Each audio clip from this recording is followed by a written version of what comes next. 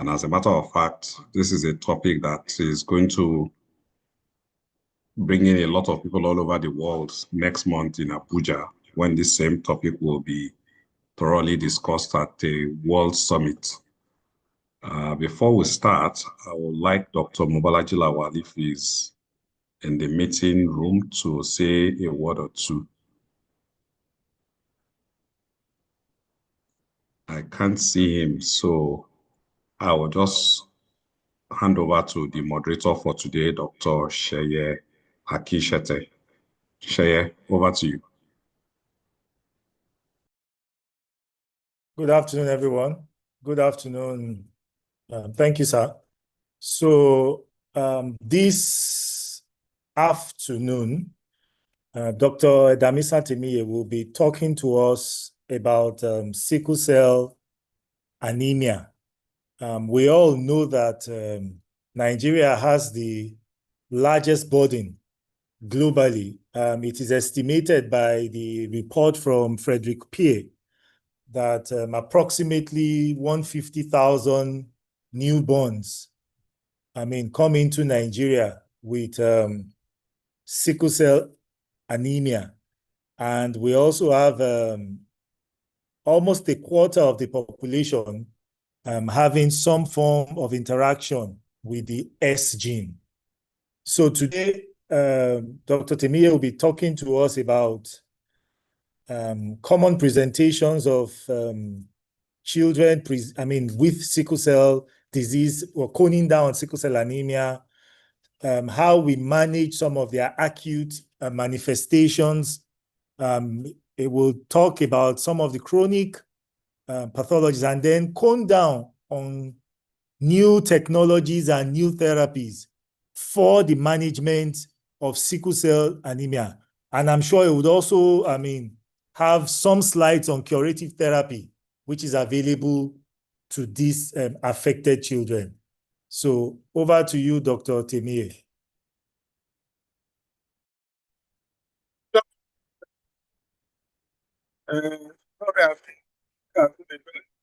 Can you hear me? Yes, we can. We can hear you. Okay. Well, the major thing I'm actually talking about is just the how you manage sickle cell disorder in, generally. Though it's a private setting, but that is general management of sickle cell disorder. And maybe in passing, I will mention some of the new things that we are doing, because I don't think that is majorly what we need to do. So I'm concentrating mainly on how do we manage this condition generally in the society. Pay much attention that most of the gains we have had on this disease, all the simple things that have been done before that have brought a lot of recovery, or let me say survival, for the children who have sickle cell disorder. I don't know whether is the IT projecting this for me? I'm projecting from my end. You can project from your end. You're already a co-host. Okay. Let me just bring my slide on.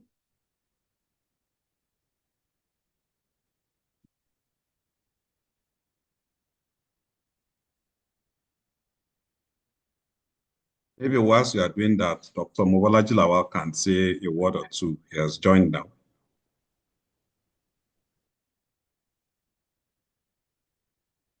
Good afternoon, everyone. Sorry, my normal system, I had a glitch with it, so I had to join with another device now. Sorry about that. Yeah, so it's for me to welcome everyone and to say it's such a pleasure to welcome Professor TEMIYE in particular to this day. He is somebody who, although he's a professor in the teaching hospital, is well accustomed to private hospital settings. So I believe that he is the best person to speak to us on this subject matter.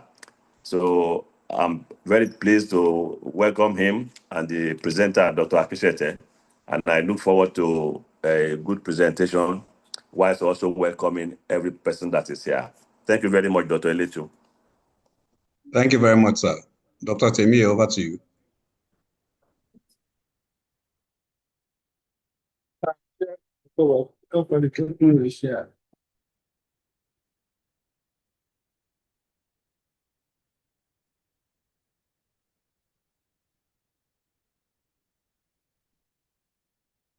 I press again.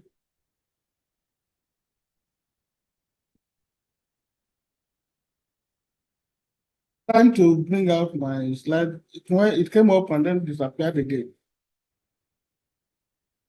All right.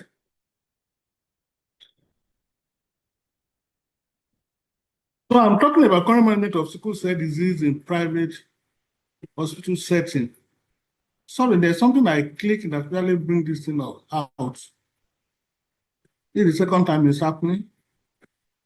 Maybe I won't click it again.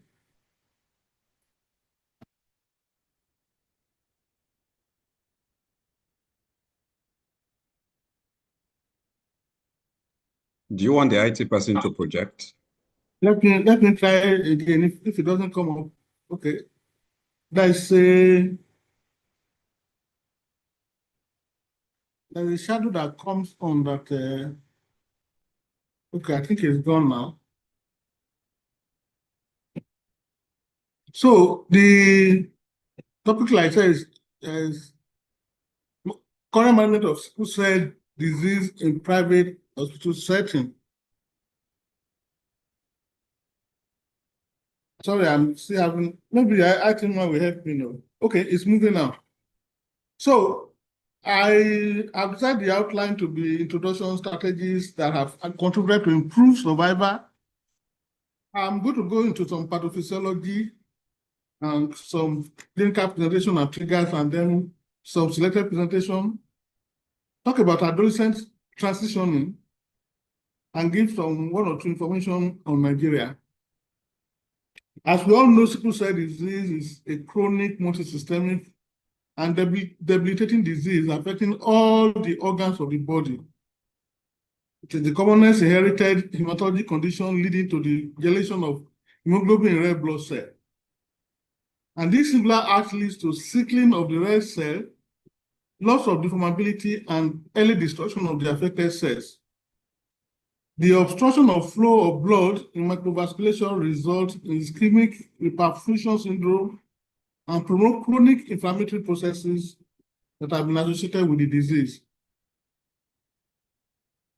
And they often present with a lot of myriad of conditions like recurrent painful crisis, sequestration syndromes, acute chest syndrome, aplastic crisis, septic shock, and now we never knew before, but we are now knowing that we have a lot of pulmonary hypertension, stroke is a major problem, and multi-organ failure, including kidney failure. Major improvement in life expectancy has occurred between 1980, when life expectancy was around 20 years, but has risen to about 52.6 years now in developed countries. And the reason for this is not far-fetched. It's a simple thing that we could do in this country, and that includes early diagnosis, other neonatal or prenatal diagnosis, penicillin prophylaxis, immunization, better medical care, and parent education. 3 other things have happened where the 4th one is just coming up. Blood transfusion therapy, hydroxyurea introduced in around 2000 for management of children, and bone marrow transplantation, which are introduced in the country now. This has also pushed further the survival of these children who have sickle cell disease, and many of them live to adulthood. This slide, which was from New England Medical Journal, shows what has happened. That up to 1980, well, from 1970, because the US government made an act to take care of people with sickle cell disorder. There's upward improvement in life expectancy. The introduction of penicillin pushed the life expectancy further forward. Hydroxyurea helped, and of course, transfusion for stroke and for other conditions has made it possible for a lot of them to survive. Right now, with bone marrow transplants, many of them are living more useful life, free of pain and frequent visit to the hospital. I would like to summarize this pathophysiology. I don't want to go through it, but the first statement there maybe is important to us, that it's a mutation at the beta globin gene with the replacement of GAG to GTG, and that caused valine to be substituted for glutamic acid at position 6 of the beta chain, and that is all there is to the problem of sickle cell disorder. Now, but when this happens, I want to use this photograph to illustrate what is happening. The one on the left is, we've seen the GAG to GTG, glutamic acid being replaced by valine. Normally, when the sickle cell is oxygenated, it remains in discoid deformable state. But once it's deoxygenated, once we get to a hypoxic environment, it precipitates into a gel. And they just stack themselves on each other and form strands within this sickle cell. These strands also link themselves to form tactoids. It is this tactoid that eventually destroys the membrane of the cell and make it to be sickle-shaped. Initially, when there's reoxygenation, the sickle-shaped, resolve, and the red blood cell go back to its discoid state. But later, after going through many processes of sickling and unsickling, it becomes a rigid cell that is irreversibly sickled. Its dense cell is irreversibly sickled. Now, these disformed cells has increased fragility. They break down very easily. And the red cell lifespan shortened to about 20 to 30 days, sometimes 15 days. In the macrovasculature, something else happens.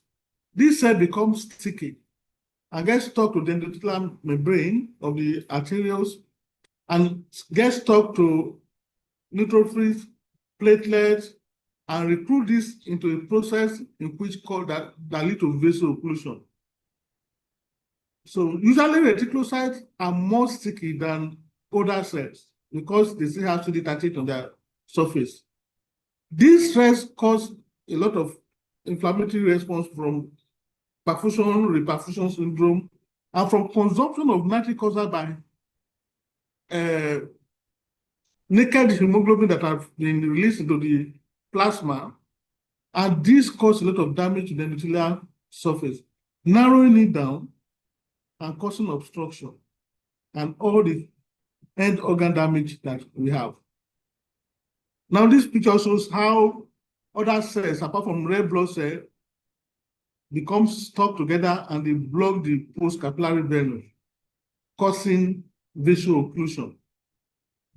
And there's also a lot of biochemical reactions going on in this situation, which involve some molecules on the red blood cells, the alpha-beta glycoprotein, the CD38, the alpha-beta-1, fibronectin, and then these things make it more possible to stick to the endothelial membrane with the help of thrombopoietin, von Willebrand factor, and CD36, which is present on the surface of the endothelium, and VCAL, causing this cell to get stuck there and causing damage. The nitric oxide that is supposed to help to cause vasodilatation is also consumed by the free hemoglobin that is there, causing inflammation because the nitric oxide also reduces inflammation. The inflammatory process causes subendothelial fibrosis and lead to obstruction of these blood vessels. So sickle cell disease is not just the red blood cell that gets sickled. It promotes a lot of inflammatory process, and it promotes a lot of biochemical changes that cause a lot of damage to the microvasculature. This process also occur in the moderately sized cells of the vessels of the internal carotid and cerebral carotid arteries, causing damage there, leading to thrombosis that eventually lead to stroke in these children.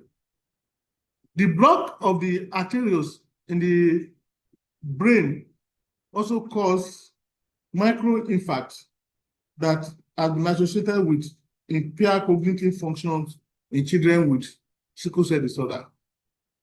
I hope I've tried to explain as much as I could that complex situation. A lot of effort has been made of recent to develop biologics to treat this complex situation, but resources have been highly limited.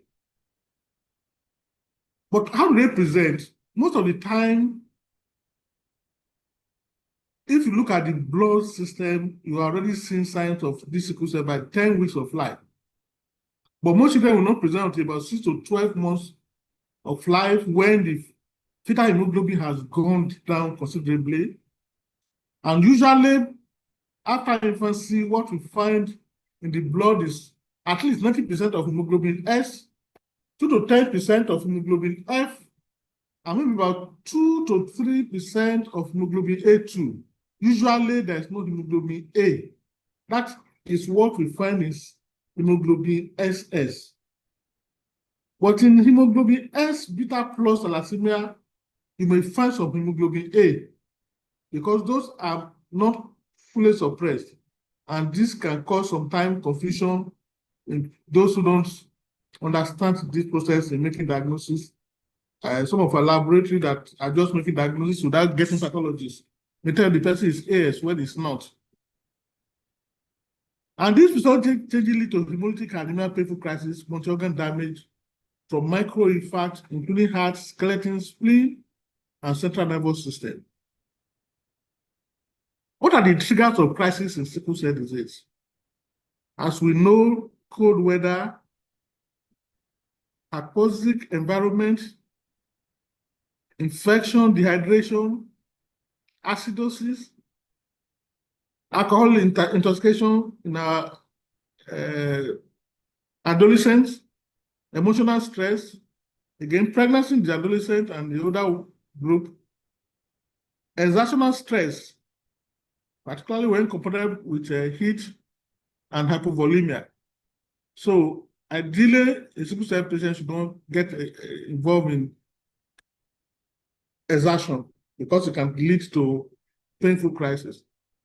In aplastic crisis, infection with parvovirus B19 infection is well known.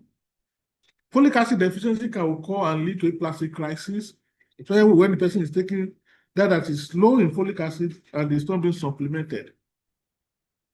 In terms of bone marrow toxins, this drug phenylbutazole is not supposed to be prescribed anymore anywhere in the world, but you know that in Nigeria they still sell it. And for acute acidotic fat embolism, infection, pain episode, as I actually believe that the pain episode is the one who causes fat microembolia to be discharged into the system and lead to acute chest syndrome. Most acute chest syndrome usually follow a painful crisis before the person starts having difficulty in breathing, before the person starts having fever.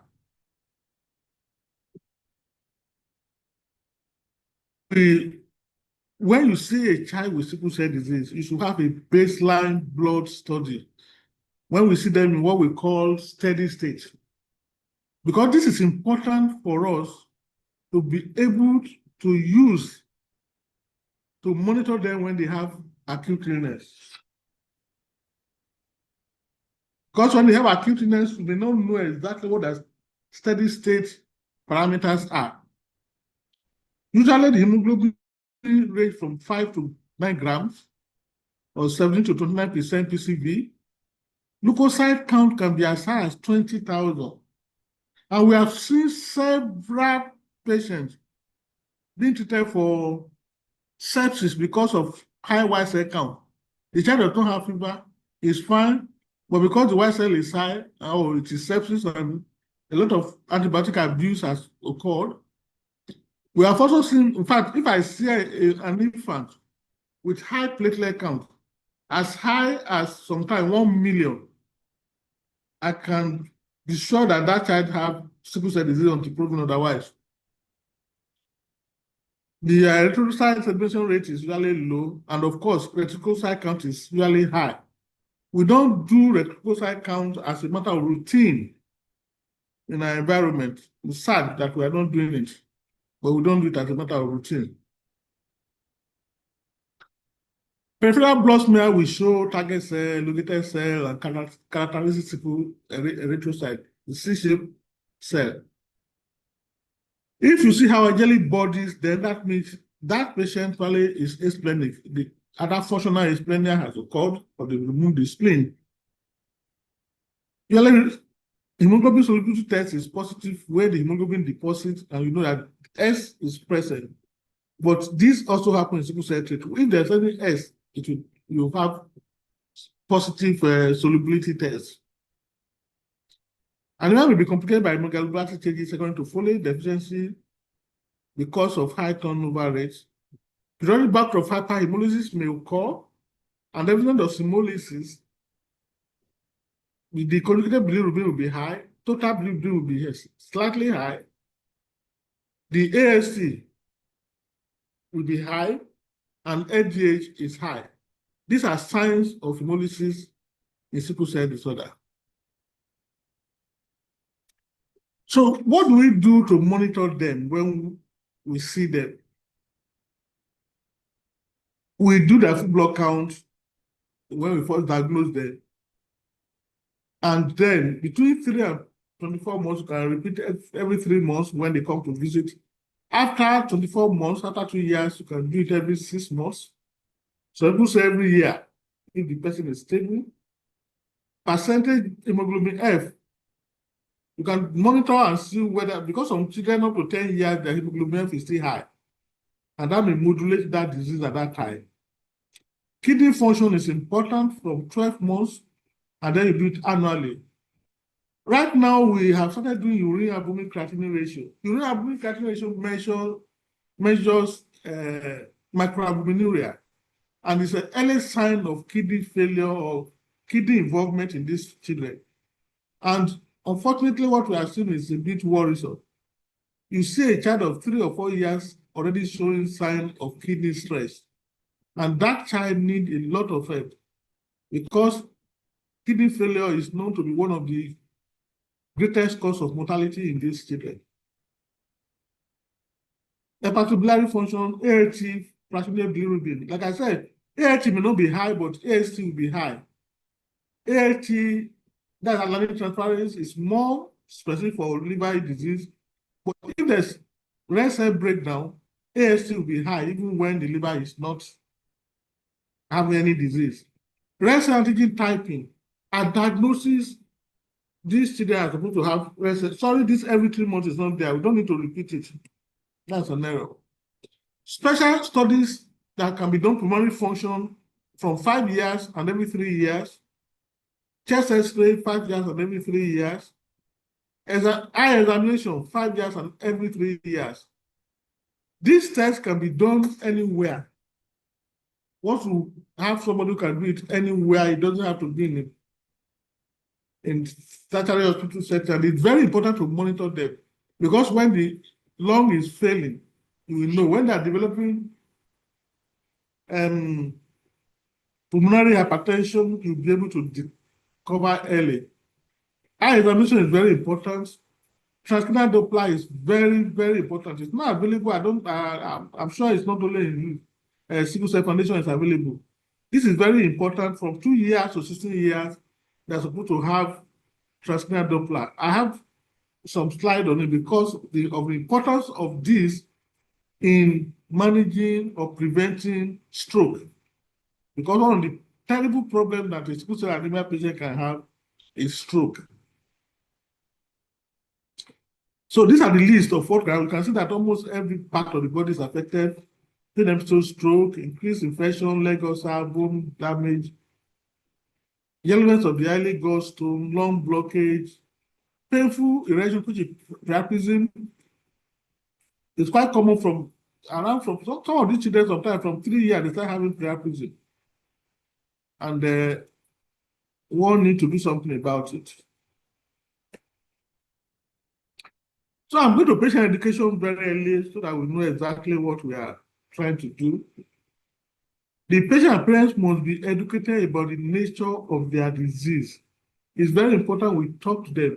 As soon as the child can understand, you need to explain to them what the problem is. And they must be able to recognize the earlier signs of vaso-occlusive crisis and seek help. Treat all febrile illness with alacrity, if I can use that word. Identify environmental hazard that may precipitate a crisis and try to avoid it. The information should occur incrementally during the course of care. So as the child is understanding you give more information so that the child can be part of the treatment. It's very, very important. And parents should be instructed to palpate their children's abdomen. So when I see an infant, I teach the mother how to feel for spleen, because this is one of the greatest cause of mortality in very young children.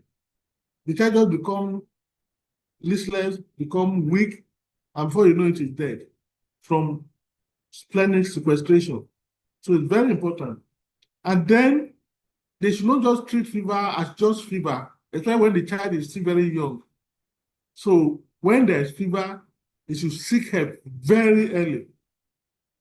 It's very important that they seek help very early. So that's exactly what I've come to know. Fever, persistent fever, 30.5 degrees centigrade, the patient must come to see the doctor. And the doctor must find out what is causing this fever and treat it. Chest pain, shortness of breath, nausea and vomiting. You may be dealing with acute chest syndrome, and you may be dealing with some abdominal crisis that can cause problems for this child, and that child should come for treatment. Persistent headache not experienced previously may be a sign of bleed in the patient, but mostly children usually have infarctive stroke, but they can have hemorrhagic stroke. Hemorrhagic stroke is more common in sickle cell patients who are older than 30 years. Sudden weakness of these limbs is an indication that they should come to hospital. Sometimes they have stroke, and for 4 weeks, they won't bring them to hospital. The parent will think that maybe this is a painful crisis that they are having, and they say they cannot move their limbs. But when they're not moving their limbs, they should come to hospital as fast as possible. Patients, as soon as they are growing older, should avoid alcohol. They should avoid no prescribed prescription drugs, cigarettes, marijuana, and cocaine. Seek care and they should avoid seeking care in multiple institutions. So if a patient is attending a hospital where they are taking care of that patient, they should give regular appointments and see these patients regularly there. If you now need to be referred, that person will be able to give a comprehensive information concerning that patient's management. And as soon as you finish from where you are treating, they should go back to that center where they are taking their treatment. It's very, very important. Of course, hydration is important, diet, outpatient medications. When they are going, if the patient is having painful crisis, they should know how to use their pain medication. They should have some at home. And should tell them if they use it 24 hours, if they're getting better, then they can come to hospital. Immunization is very important. They should have the extended immunization. And of course, importance of prophylactic medicine. I think I still have a slide on that. Patients who are on hydroxyurea must be educated on the importance of regular follow-up with blood counts and liver function tests. Both are important.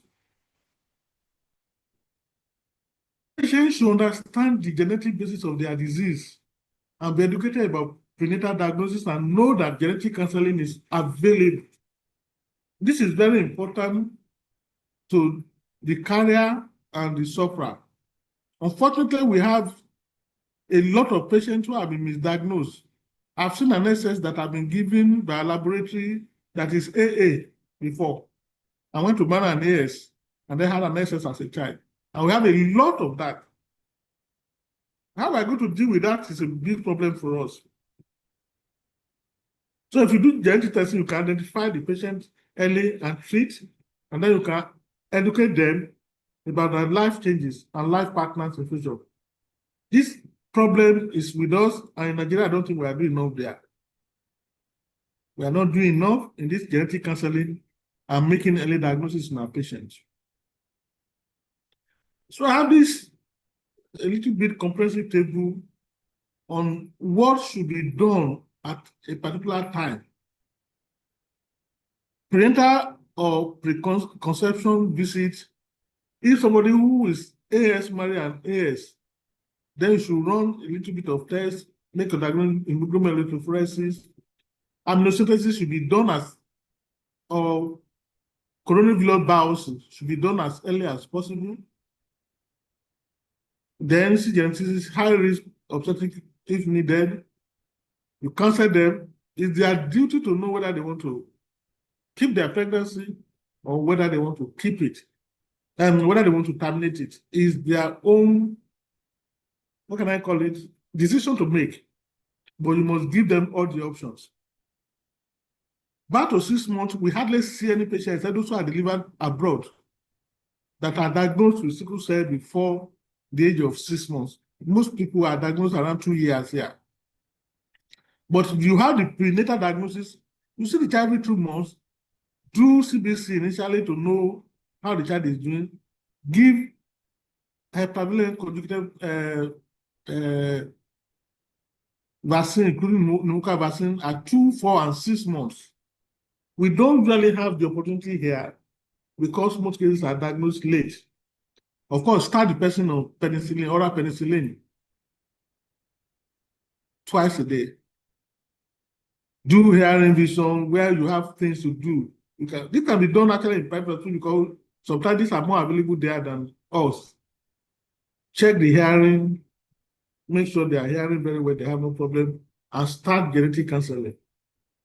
6 months to 2 years, see the child every 3 months.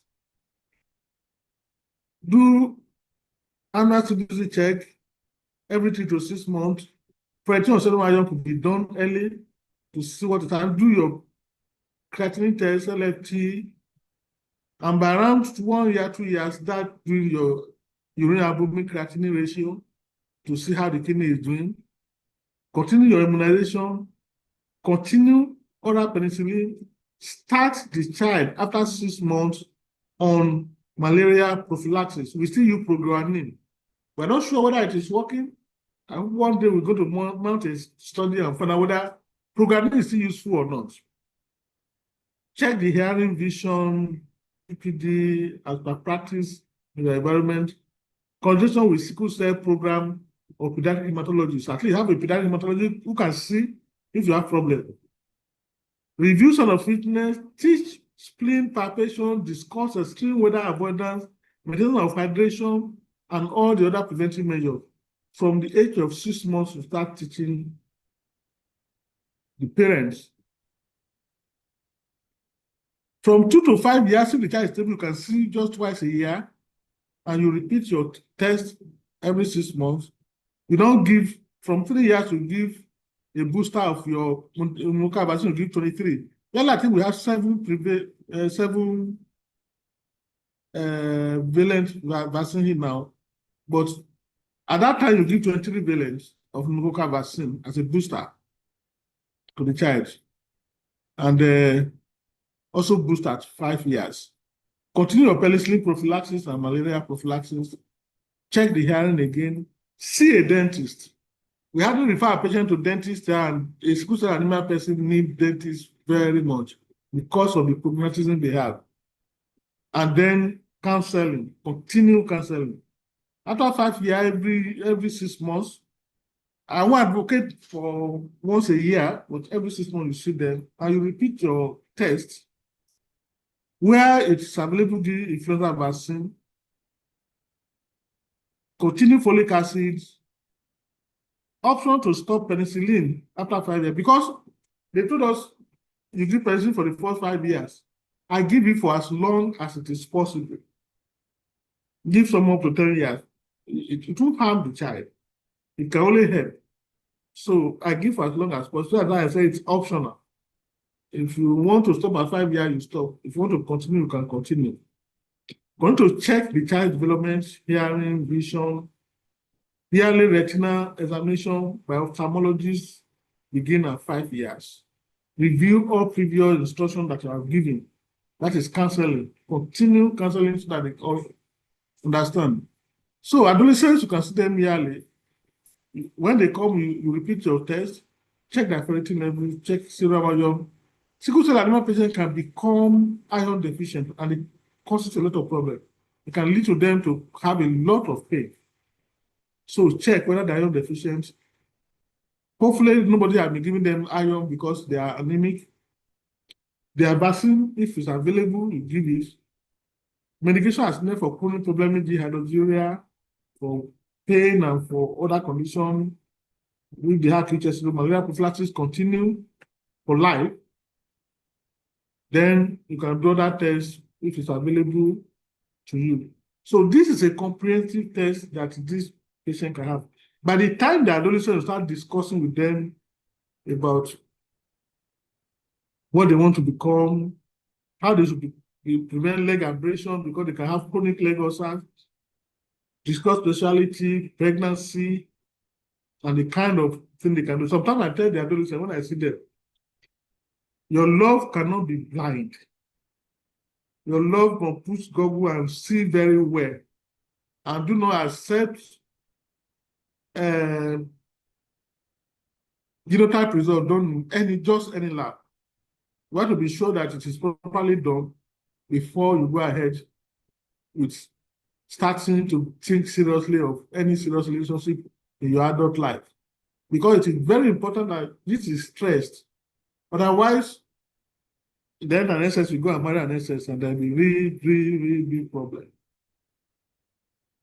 So I am just going to point out some common conditions. I think that table actually explains what we should be doing for this children. So acute painful episode is the most common reason for this patient to be hospitalized in an environment anywhere. And they may present from infancy with hand and foot syndrome, painful episode like vasopressin, splenic sequestration, acute chest syndrome, polylithasis, priapism, avascular necrosis, right upper chondral syndrome. Chronic pain, usually due to bone infarction, accepting cause of the femur, or the vertebra has collapsed and can cause a lot of serious pain in this patient. And sometimes they may need surgical intervention. So usually when they come for pain, we should do objective assessment of their pain. That's why I put this FACES score there, or numeric pain score. Ask them, and we do ask them, if you put your pain on a scale of 10, where is your pain? 10 being the worst, and 0 being no pain. And they tell you, I'm having number 6 pain, or number 7. So you know that's a moderate pain, and you need to give some treatment to them. Oh, you saw them in the morning and they said, my pain was number 6, but now it's number 4. You know you are doing fairly well, and you continue your pain management so that they become, the pain goes down. You hydrate them very well. Do not withhold upwards. I put it in red because, if you give upwards, they become addicted. Somebody is having pain. Bone pain is a serious issue. And you are withholding something that can benefit them. It's not fair. In fact, I had an article that accused us in Africa of not using opioid enough to take care of pain. So we give opioid when you think the patient needs opioid, and you give it adequately and withdraw as soon as possible. But if you give up to 1 week, then you have to withdraw slowly so that you don't have withdrawal syndrome. So I have this, let me go to the table of, this is what I've explained here. I have this table of analgesia in children. You see that in severe pain, morphine is high there. Give morphine. And the morphine should be given every 3 to 4 hours, not except you are giving slow release morphine. You give 12 hourly. But you are giving the common morphine, it is every 3 to 4 hours. It is not 8-hourly drug. Pethidine, we try to avoid it in children because it can lead to seizures, but it can also be given and it's still 3 to 4 hours. Oxycodone can be given 4 hourly, methadone 4 hourly, meperidine 3.5 hourly. So none of these drugs is 12-hourly drugs. Sometimes a patient is complaining of pain, and they say, the time for the drug is not yet okay, and they leave the pain suffering. I personally experienced it. I had to go and call an anesthetic to come and do something about what somebody close to me was suffering. They did surgery and then starting pain, and they say it's going to take drug 8 hours later. What kind of nonsense is that? You're going to wait for the person to be in pain? No. Again, if you are giving codeine, it is 4 hourly. There's concern that codeine in children less than 7 years may also be dangerous. Some people extend to 10 years because if they are fast accelerator, they convert this. Codeine is converted to morphine, and you can have overdose very easily. So there's a fear of codeine when the person is young.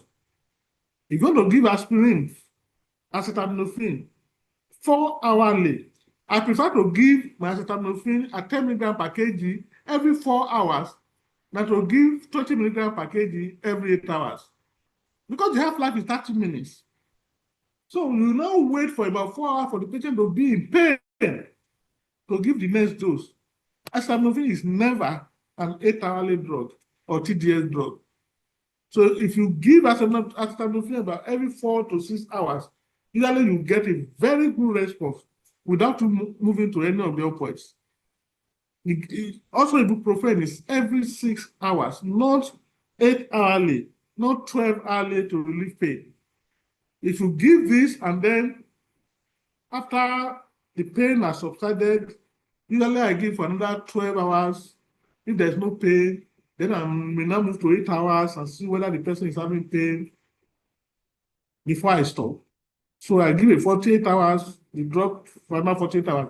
And I tell the parents, this is how you give it. And this is how you monitor it. And many times, sometimes when they call the having pain, by the time you give us acetaminophen 4 hourly or 6 hourly maximum, you see them doing well. Using the lower dose prevents me from giving overdose, using 10 milligrams per kg, and it works. So for chronic pain, you use this analgesic hydroxyurea is used for TENS.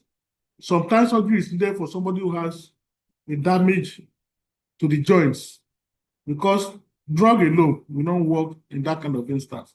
Either they fix the joint if the person has not mature enough, or if it's fully grown, then you may do a hip replacement surgery for the person. I put this water health organization analgesic step ladder here. Number 1 is mild pain, when you use non-opioid and other adjuvants, biofeedback mechanism, and other kind of thing. When the pain gets to moderate or the pain is increasing, you add opioid. And severe pain, definitely you use opioid. Though this is cancer pain, but the pain of sickle cell is very serious too, and you should treat it adequately. Do not just say the child is taking too much. You are taking 4 morphine today. No, you cannot take it again. No. In fact, it's because we are not used to patient control analgesia in our environment. We have it.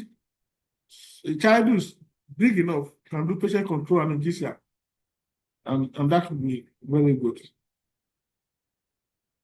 Fever and infection. Any fever above 38.5 is an emergency. You have to take the child in, work on the child, find out what is causing the fever, and treat adequately. Usually, if the fever is high, you don't wait for you to get, oh, I want to do blood culture, I want to do whatever. When you take your samples, you start antibiotics. Of course, you have to rule out malaria. I know that if you take blood from 100 Nigerians and you go to many of our labs, they say malaria parasite plus. When I say malaria parasite plus, I ignore it. The person does not know what malaria is. You should be able to describe and count the malaria for me. Otherwise, we can use our rapid diagnostic kits to rule out malaria in these children. Instead of just treating them, sometimes I've seen a child giving anti-malaria, giving Lonart, then they give Coartem, and because he's still having fever, without having any justification that this is malaria. The WHO guideline today says that you must confirm that someone has malaria before you give anti-malaria even in Nigeria, because the rate of malaria has fallen to some extent. I want to be sure that we don't misuse the anti-malaria we have. Now, come to this penicillin. I mentioned it the last time. This is the dose of penicillin. 2 months to 3 years is 125 milligrams per oral, twice a day. Sometimes when I see a child whose weight is more than 16, even if it is not yet 3 years, I move the child to 250 milligrams. Okay. Like I said, I went to discuss this controversy. I leave them for as long as possible on oral penicillin, as long as possible. Also, warrants use of penicillin. S-beta thalassemia may be discontinued after 5 years. You know, S-beta plus thalassemia, they have some hemoglobin A. Some of them may behave as if they are AS. So you may not worry more about SC and SS and S-beta not to have penicillin for as long as it's possible. Now, if somebody has surgical splenectomy or repeated sepsis, you leave on this prophylaxis antibiotic for as long as it's possible.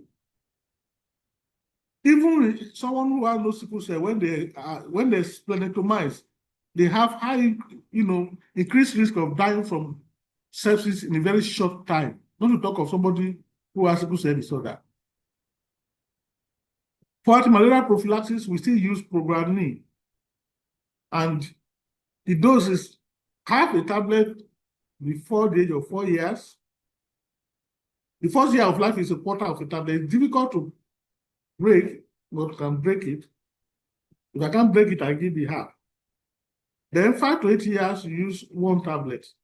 9 to 14 years, 1.5 tablet. And after 14 years, it's 2 tablets. I've seen a lot of people leave the children on just 1 tablet for as long as it's possible. No, it won't be effective, and it can lead to development of resistance against progranulin. Acute chest syndrome usually occur in a dramatic manner and is a leading cause of death in sickle cell disease. In fact, it's one of the topmost cause of death, apart from infection. After infection is acute chest syndrome. And usually, how it presents may deceive you. The person may have pain, then start coughing, become dyspneic, and then have fever. That is the classical acute chest syndrome. But sometimes the fever comes with it at the same time. And some people debate whether this is acute chest syndrome or this is pneumonia. When you do the X-ray and you see some infiltrate. As far as I'm concerned, any sickle cell anemia person that has any infiltrate in the lung, any new infiltrate in the lung, is acute chest syndrome and is treated as such. Because this phospholipase A2, we don't do it regularly in our environment, so we may not be able to know. So I treat as acute chest syndrome any new infiltrate in the chest, whether fever comes first or fever comes later. So like we see, in fact, when somebody has pneumonia and has sickle cell disorder, he may have acute chest syndrome on top of that pneumonia. So it is better to treat as acute chest syndrome. Usually we give antibiotic to treat this. You have to be careful with your fluid management in acute chest syndrome because fluid overload can occur very fast. You have to be careful to give enough. He's having fever, he needs some fluid, a bit more than what he needs. But if you give, like you give 1.5 liter per meter square that we gave for painful crisis, you may tip the person into heart failure, and that will worsen the situation. And we always have assume that mycoplasma is present in acute chest syndrome. So we give macrolides, cephalosporin plus macrolide, we give them together in acute chest syndrome. While you can give your macrolide for about 3 days, you give what's the name of this drug for 3 days. If I'm treating acute chest syndrome, I'm giving 5 days minimum because it does not resolve early. This is again one of the second commonest cause of death, acute splenic sequestration. Sudden trapping of blood within the spleen do occur, especially from the age of about 6 months. Then may note enlargement of the spleen if you have taught the parent how to do it. And of course, patient become weaker and appear paler. There'll be circulatory collapse and the hemoglobin drop at least 2 grams per day. Recurrence is very common and they are associated with high mortality. And of course, SS are more likely going to have sequestration compared to SC and beta plus thalassemia. Treatment is transfusion fluid, maintain vascular volume, cautious transfusion of blood, because if you transfuse fully and you have the yo-yo effect where the spleen returns the blood, then you have hyperviscosity syndrome, which may cause problem. If the crisis repeats itself frequently, then we have to do splenectomy to save the person's life. Any eye trauma or eye complaint in sickle cell disorder is an emergency, and that person should see an ophthalmologist as fast as possible. Priapism, like I said, we are seeing a lot of it now in our children, and wanting to treat. Usually in children, what is more common is structuring priapism. And it's one of the reasons why I start hydroxyurea, but sometimes it doesn't work. We have to go to beta adrenergic blocker for these children. Stroke is a big problem in these children, and it's one of the debilitating illnesses that they can have. Treatment is by transfusion, but where I'm going is stroke prevention. TCD is now used to monitor whether somebody can have stroke or not. I've told you what happened to the blood vessels in the moderate-sized blood vessels in the brain, which are narrow and can become stenosed. And usually when we do the TCD, if it is less than 170, it says normal risk. If it is between 170 and 99 centimeters, we say it is conditional, and it is more than 20 centimeters per second flow, it is abnormal. And the abnormal risk carry 40% chance of the child having stroke within the period of 3 years. So we need to prevent it. I've explained this. I've been told my time is up. All abnormal TCD results in a certain patient must be repeated, usually within 4 weeks. And if it is continual, you repeat it within 6 weeks. And if it is normal, you repeat it every year. And so this is a summary of the action that should be taken. If it's abnormal, then you offer transfusion therapy. For conditional risk now, we have started them on hydroxyurea to see whether we can prevent, because there are studies that show that hydroxyurea probably is working. And what we do for them in Lagos is that because we don't have blood, we give transfusion monthly for 6 months, starting with hydroxyurea, and after 6 months, we do the test. If they reversed, then we continue them with hydroxyurea, and we seem to be getting results. We are trying to push one of our papers for publication on that now, and we're on it. So these are indications for blood transfusion in sickle cell disorder. There are a lot of them. When you want to transfuse, always make sure the blood is properly screened for the viruses, prevent iron overload and alumination. We are supposed to have extended matching for EE, KEL, Duffy, for these children, but we don't have the facility here. It's a big problem because illumination will cause problem eventually, and the child will hemolyze when you transfuse later. Iron overload, of course, is a big problem that we need to deal with. I delayed the blood transfusion with sickle negative. I use sickle negative because you don't have to do genotype for the blood. If sickling is negative, there's no S in that blood. So they can just do sickling for the blood, the blood you are going to give. Don't give blood containing sickle cell.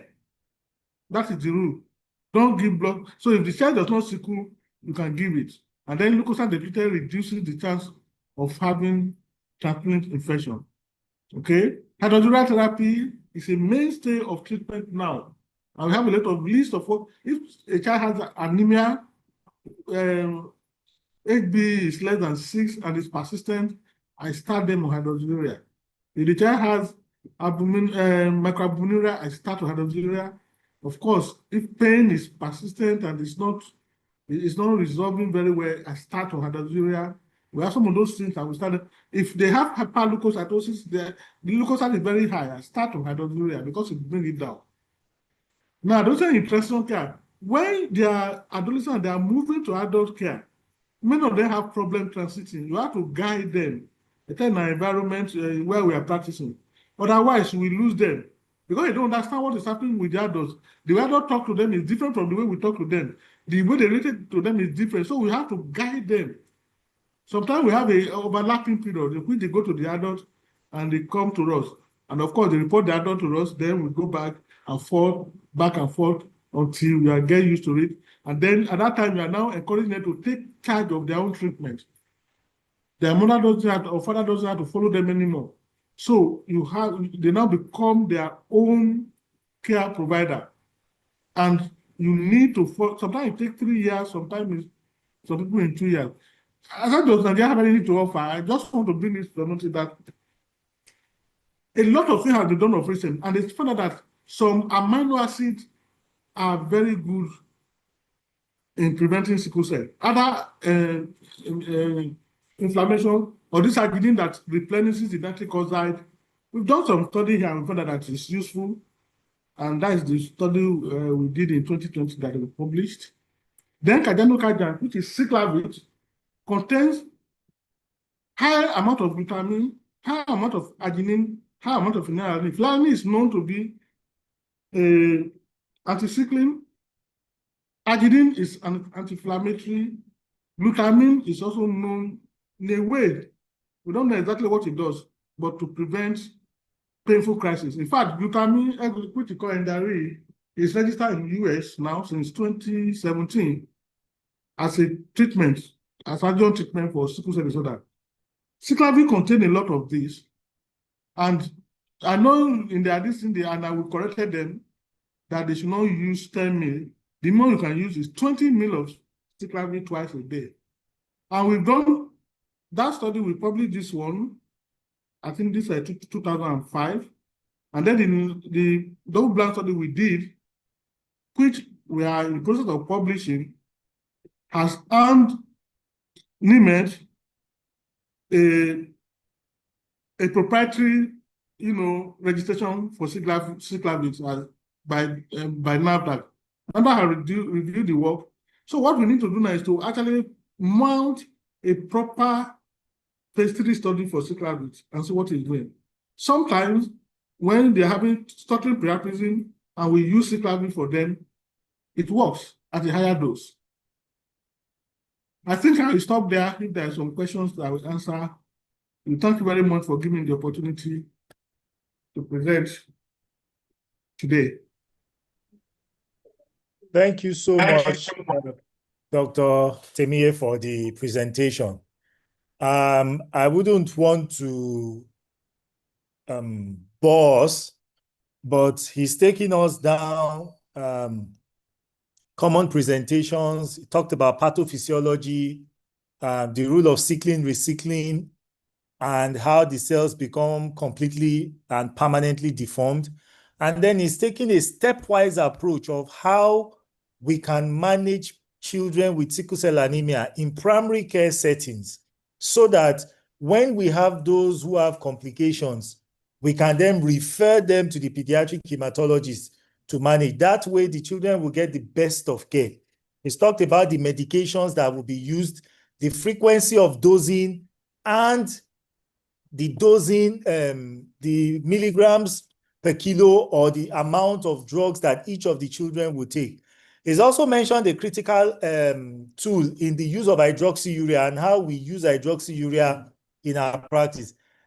Professor TEMIYE also talked about pain management, which is critical, and that opioids should be liberally used for children when they have vaso-occlusive pain. We shouldn't say, oh, this child is seeking attention. This child, oh, he's not feeling that much pain. We should use opioids liberally.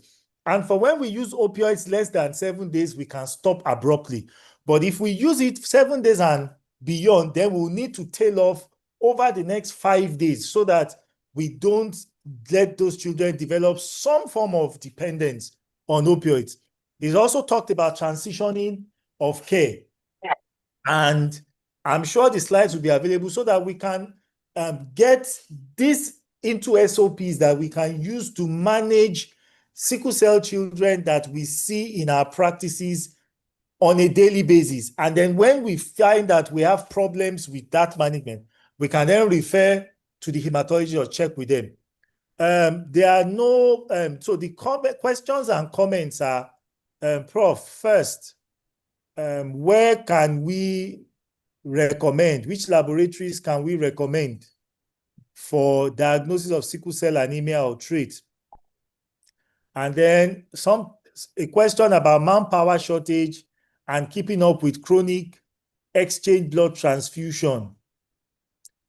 Someone asked that, why are we using hydroxyurea for those who have elevated white cell? And how do we differentiate elevated white cell that is due to sepsis from the one that is due to sickle cell anemia? Then there's a question on life expectancy for sickle cell anemia patients in Nigeria. And finally, what do you need to do when TCD is likely to, okay, what do you do when TCD is abnormal? Is there anything we can do without seeking specialist help? And then someone asked if we use hydroxyurea routinely for, we don't use sicklers again. We call them children living with sickle cell anemia. So do we use hydroxyurea routinely now? Thank you. I'm glad that some of these questions are asked. Which laboratory to diagnose sickle cell anemia? Most of the time now, I've talked to, if you are in Lagos, I send you to Sickle Cell Foundation because they have HPSC. Anywhere where they use HPSC to diagnose sickle cell anemia, they will get you correct diagnosis without problem. But you can still use the normal, this thing. What we need is that, are you sure you have a pathologist there, a hematology pathologist in that lab where you are sending them, who will oversee this diagnosis? Because what happens is that when you use the normal paper electrophoresis, if you don't do control, for every study test you do, you are supposed to have control. For many of these labs, they don't do, they say, we have marked it on the well, so we don't need to do control. And when that thing moves a little, because if you look at the distance between hemoglobin A and hemoglobin A, they are very close. So there's a lot of misdiagnosis, and because of that, if you don't go to a well-recognized laboratory, maybe I'll also take some results from the lab from our tertiary centers as genuine. But we need, if they do it with HPSC anywhere in the world, I will take that result as good. The second thing I want to say is that I still believe that if the private practitioners come together, they can establish standard laboratory. We don't need to have laboratory in each of our districts. And that standard laboratory can do what we want them to do. Manpower shortage and the chain transfusion, that is a big problem we are having. It is because we do mainly manual exchange. Manual exchange is not as effective in reducing red blood cell, sickle cell. but it's far cheaper. We have the automated apparators in LUTH here. We have it in Sickle Cell Foundation. But last time I asked, I think it's going to cost about, it used to be 300, but now I think they are pushing it to about 1 million to do one exchange. And you can imagine you want to do 6 exchanges for this child. That's 6 million in 6 months. That's a lot. So it stresses us. It stresses us. My residents are really, really suffering. We are trying to cope as much as possible. Sometimes we set 3 exchanges to go at a time. At the same time, I will try to manage. But we pray government will do something and we have more manpower. To have more manpower, this is what we need to do. How does one elevated white cell count? A child that has elevated white cancer is one of the signs that this child has severe disease. Because a child with elevated white cell count is likely going to have elevated platelets and will likely have severe anemia. Usually their hemoglobin is around 5, 6. And those are the ones that are likely, they are hemolyzing very fast. So the marrow is producing, at a very high rate. They're likely they're going to suffer from this endothelial damage and are likely going to have stroke. Therefore, hydroxyurea will bring down the white cell, we stabilize the red blood cell, and we pull back all the thing that is going on there and may prevent stroke from developing. That is the idea that made us to start hydroxyurea for them. And you can distinguish between high white cell due to sickle cell disorder and infection. In infection, they will have fever. There'll be left shift of your white cell. You know that you just have neutrophil, but there'll be left shift of that. So, and then you can have focus on infection. Without fever, the child has no fever. There's no left shift. Why do you think that the white cell is due to infection? We stop a lot of antibiotics here when they send them to us. So in fact, some have been referred to us as a leukemia. And then we just reassure the parents and we manage them conservatively. The life expectancy in Nigeria, we don't know. But I think it was better than what it used to be. But I know that it is not very good. Maybe it is hovering around 20, 30 years. Now, a lot of the children are lost before they are 5 years. Without, in fact, some of them are not diagnosed. So you take history from some mother who has sickle cell, they say, oh, we lost 2 children. And when you go back to do postmortem history, you find out that child probably had an acute chest syndrome, or maybe had a sequestration crisis. And that's what caused death. So we don't know, we have no record. Until we start keeping record appropriately, we may not be able to answer that question convincingly. What do you do when TCD is abnormal? The treatment for abnormal TCD is blood transfusion, either direct or exchange. Exchange is better because with direct primary transfusion, you are likely going to cause the person to have iron overload, and you may not bring down the sickle red cell as low as it should be. But one of the dangers of it is that you are going to load that person with iron.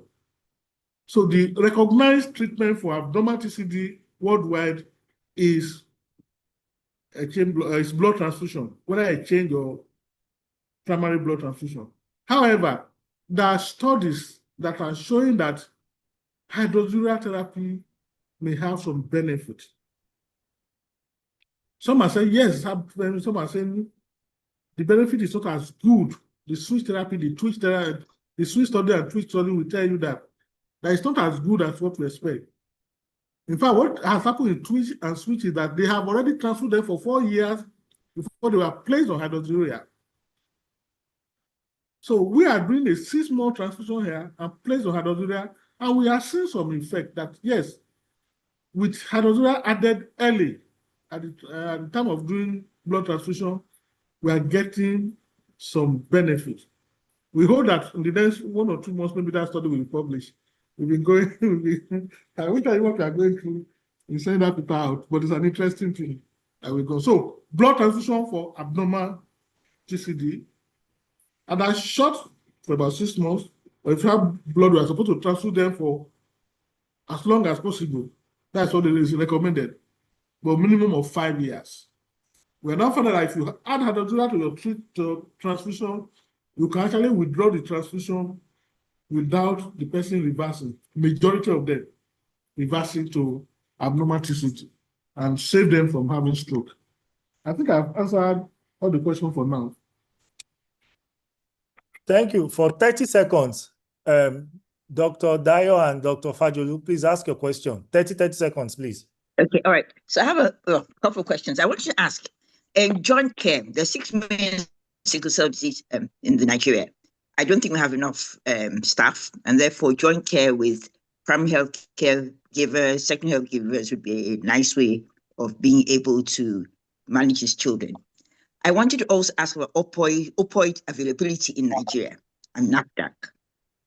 That's one thing that we have to begin to look at. Another thing is the cost of managing sickle cell disease. Is most of it's out of pocket.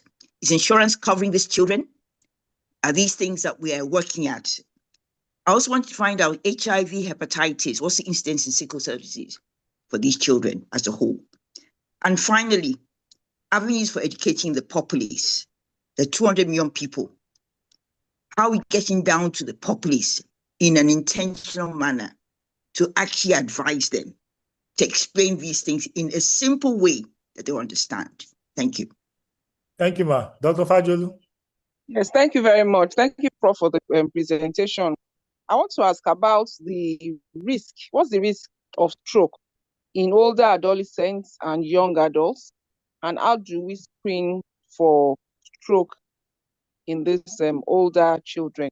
Because I noticed CD is done up to, I think, 16 years or thereabout. So what else do you do for them? Is there a high risk in them? Thank you. Thank you. So let me just read the final questions, Prof. So there is one on macrolide to use in addition to cephalosporins for acute chest syndrome, age of starting hydroxyurea, possibility for newborn screening for sickle cell anemia in Nigeria.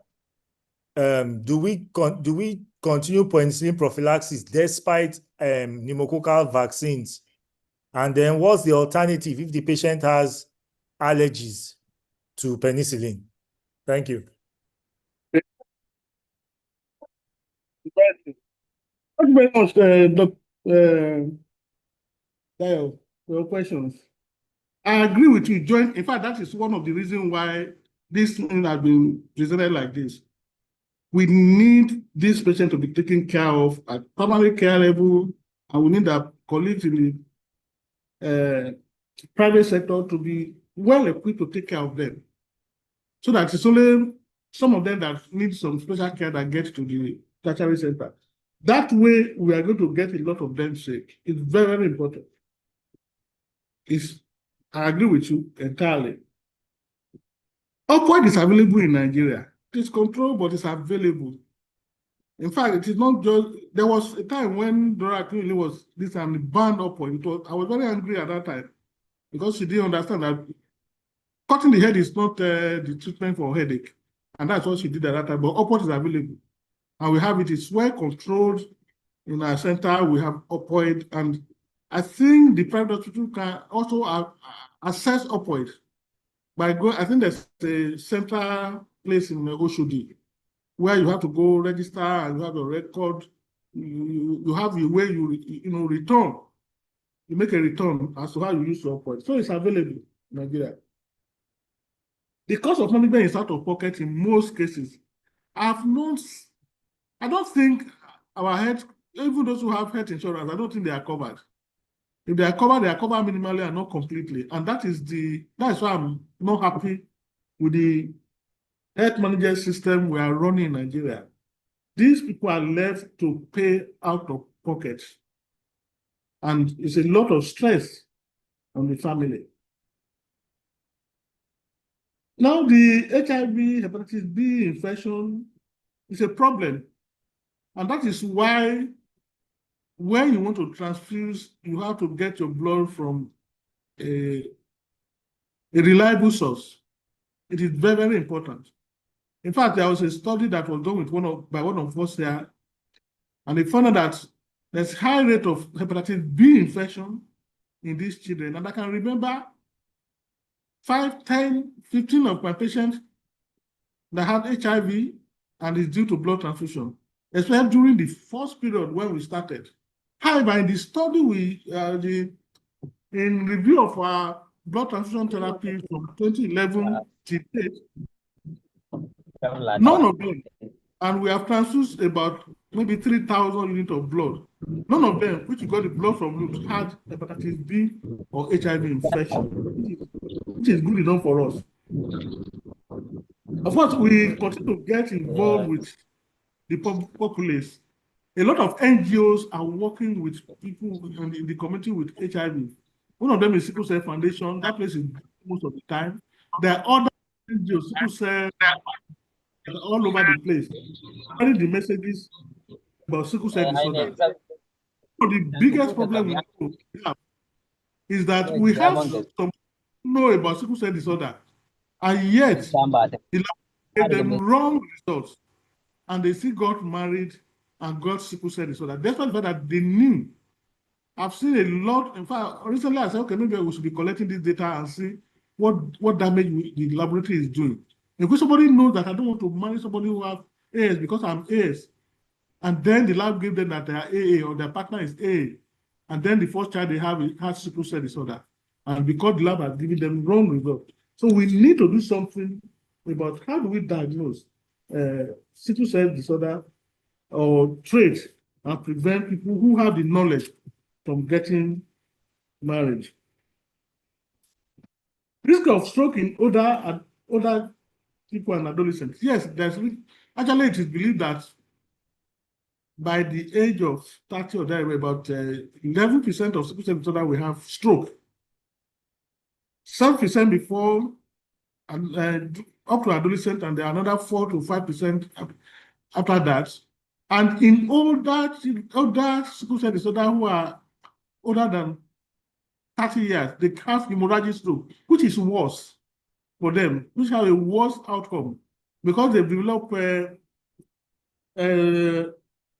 vascular stenosis and they have moya-moya syndrome, and this thing just bursts and they bleed. Unfortunately, I said you do MRI and MRA, you're unlikely going to make diagnosis in those. And MRA is quite cut, and you cannot be repeating the way we are repeating this. So after 16 years, apart from MRA, and magnetic resonance angiography, it is difficult to make diagnosis in those groups. And the reason why we stop at 16 years is that the window through which you can use your probe to measure blood flow has closed. And it's not possible anymore to read through that. Any macrolide can be used for these children. You can add any of the macrolide you have with your cephalosporin when you are giving these children their the antibiotic for treatment of acute chest syndrome. Age of hydroxyurea. Okay. Usually for now, until we have indication in our center, we don't start hydroxyurea. Recurrent painful crisis, severe anemia, abnormal TCD, repeated acute chest syndrome. All those things are the indication that we use to start hydroxyurea. But there has been a study, Baby Hug study, done in the UK, in which children who have sickle cell disorder were started on hydroxyurea from birth, and they did very well. And the question they asked is, why can't we start us sickle cell disorder patients on hydroxyurea? That is the question the world has not yet answered them. But why I was of recent, I just discovered that there's now suspension hydroxyurea. It's not yet available in Nigeria, but now they've been able to succeed. They have succeeded in making hydroxyurea into syrup. So if we see a child, if I see a child with hand and foot syndrome, which is a sign of severe disease, and if found that hand and foot syndrome is likely going to have severe sickle cell disorder, I will start that child on hydroxyurea if I get the syrup. So you can start hydroxyurea from infancy for these children. And from that study from Britain, it showed that they did very well. There are questions about where hydroxyurea can cause late cancer, whether it affects fertility. Those questions have not been answered yet since 1998 when we started using hydroxyurea. It has not been answered. So I will start. If I see a child with severe disease and it's less than 1 year, and I can lay my hand on this syrup of hydroxyurea, I will start it for them. There's another question on. So no, Prof. Time is gone. So anybody who has questions can reach out personally and privately so that we can move forward. We've moved beyond the time allocated to us. So back to Dr. Eletu now. Thank you everyone for joining. Thank you so much. Thank you very much. Thank you, TEMIYE, for a wonderful presentation. I quickly asked Dr. Mobolaji Lawal to say a few words before I conclude. Dr. Mobolaji Lawal, sir. Oh, it's been a great afternoon again, and I wish to thank very sincerely Professor TEMIYE for a very, very good lecture, simplified and factual. And the able moderator, dear Dr. Akishete, thank you. And also for the audience for your very, very good comments and questions. And, all these have contributed to make this event a very successful one. So I thank and congratulate everyone on the success of the meeting. Thank you very much. Dr. Elichoba. Thank you very much, sir. The lecture will be posted on the internet as usual. So for those of us who want to listen to it again, we have that opportunity. I want to especially thank TEMIYE for agreeing to deliver this lecture. For those who do not know, TEMIYE, myself, and late Dr. E.D. were the infant terrible of LUTH in those days when we were doing residency. So, so thank you very much for presenting this paper to us today. And also, like I said at the beginning, there's going to be a World Summit on Sickle Cell Disease in Abuja next month, early next month. For those who have not registered, this is an opportunity to register and participate in that Congress. I'm sure we're going to learn a lot more, and hopefully we'll listen to TEMIYE and his team as well, sharing their experience with bone marrow transplant and the rest that they've done so far. So on behalf of the members of the Guild, I want to thank each and every one of us for attending this webinar, and we hope to see you next month, last Thursday, 3 p.m. Thank you very much. God bless. Bye-bye, everyone. Thank you, and bye-bye, everyone.